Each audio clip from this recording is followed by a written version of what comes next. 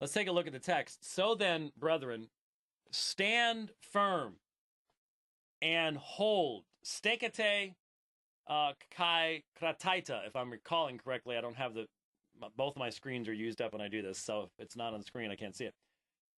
Stand firm, hold fast to the traditions. It is plural, and he is exactly right.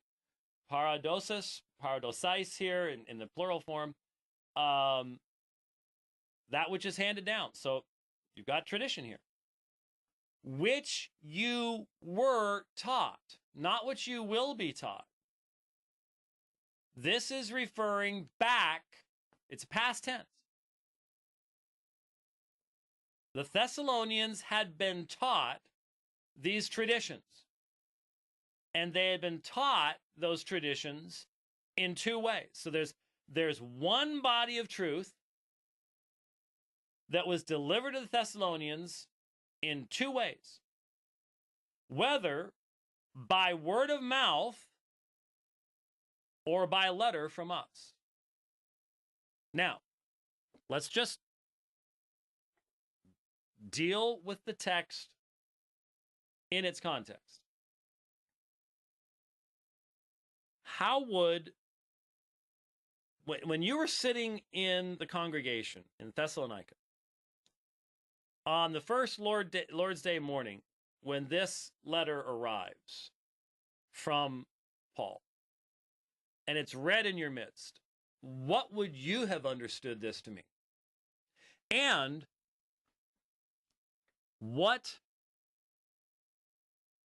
would you have identified as the body of tradition? Because these are imperatives. So you're a believing Christian. You are desirous of obeying this apostolic command. How are you going to do it?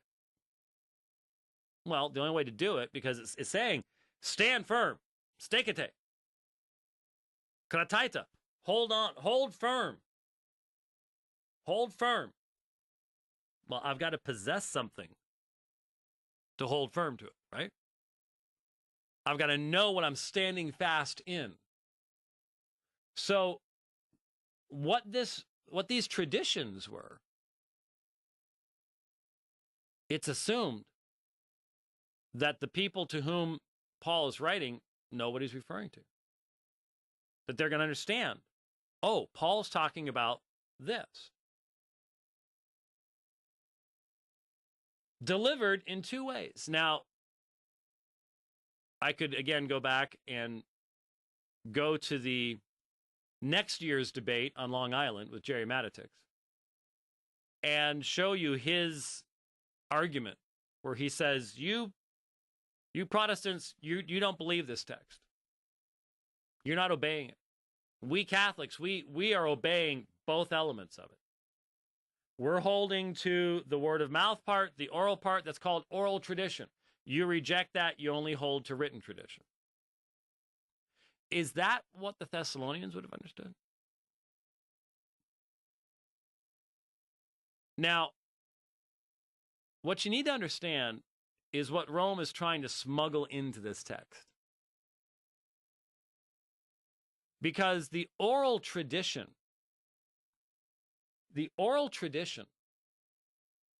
that has to be expanded out to cover everything. Everything that Rome has thought up over the years, developed over the years, that had nothing to do with the apostles. What do I mean? Everything about the papacy. Pretty much everything about Mary. Perpetual virginity, immaculate conception, bodily assumption. Certainly everything about co-mediatrix, coadjutrix, all the rest of that kind of stuff. Sacramental priesthood. Purgatory. Indulgences. Pretty much the entire sacramental system. Because, see, the fact of the matter is, if that's the oral tradition, and you're trying to use this as your basis, then the Thessalonians had already been taught all these things. Now, look, I realize people like John Henry Cardinal Newman, they all recognize you can't use it this way. And so they came up with the acorn and the tree analogy.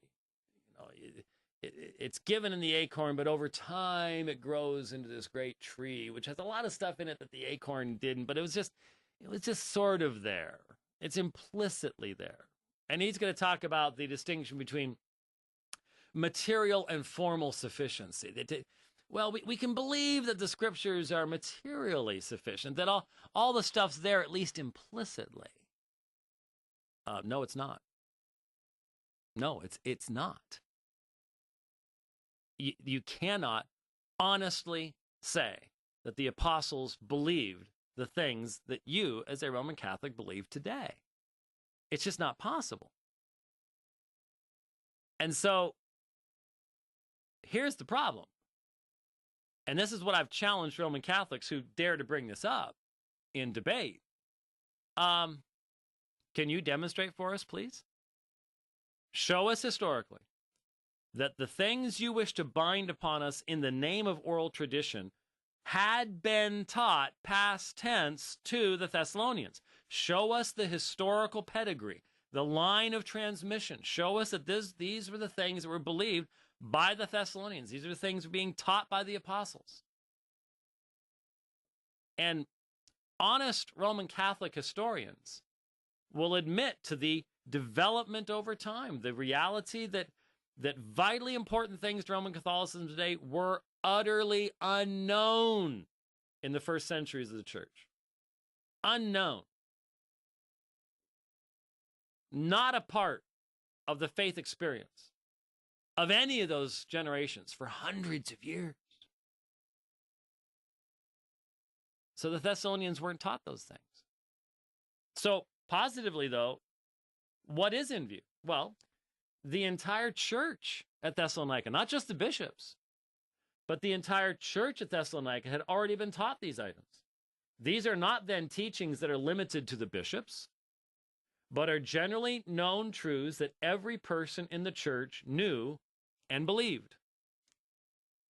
Hence, any claim that the oral component contains anything other than what is found in the written component, and please make sure you catch this. This is central to the Roman claim. It's smuggled in. It's almost never. Carlo didn't say it. He didn't take the time to explain this. I've never heard anybody that has. But you need to understand this is part and parcel of what's being said. For the Roman position to survive, the content of what was delivered orally must differ, but in range of content must differ from that which was written, which would be 1 Thessalonians. So the idea is that the Thessalonians were taught things that Paul didn't teach in 1 Thessalonians, in what he's writing now, or evidently in any of the other letters he ever wrote, or any of the other apostles ever wrote. So, you want tradition to fill in all the gaps on your teachings on Mary? It was delivered to the bishops, but wasn't written down for hundreds and hundreds of years. It was passed on orally amongst the bishops. That's the idea. Can't document it. Wishful thinking. And it has nothing to do with what Paul was actually saying. Any claim that the oral component contains anything other than what is found in the written component requires the defender of such a position to prove from the writings of the early church itself that these things were generally known and believed by the Christian people, not just by some bishops who didn't ever bother to mention it to anybody else. We will see that when we look at the doctrines that have been infallibly and clearly defined by Rome on the basis of tradition, that these doctrines are uniformly, utterly unknown in the early church. But all this involves a gross misreading of the text. Paul is in no way talking about some extra scriptural revelation in this passage. Instead, when we read the passage in its own immediate context, we find he is talking about something much more easily defined. That is the Paul taught the Thessalonians the gospel, both in person as well as by his first letter to the Thessalonians. Paul is not giving a command here to hold to oral traditions. He is giving us a command to hold to the gospel. He even uses the same stand firm and hold fast when he writes to the Corinthians. Stand firm and hold fast to what? The gospel. The gospel of Jesus Christ. Is that what they would have understood when they first read it? Of course it is. Would they have been thinking about papal infallibility or the bodily assumption of Mary? Of course not. Of course not.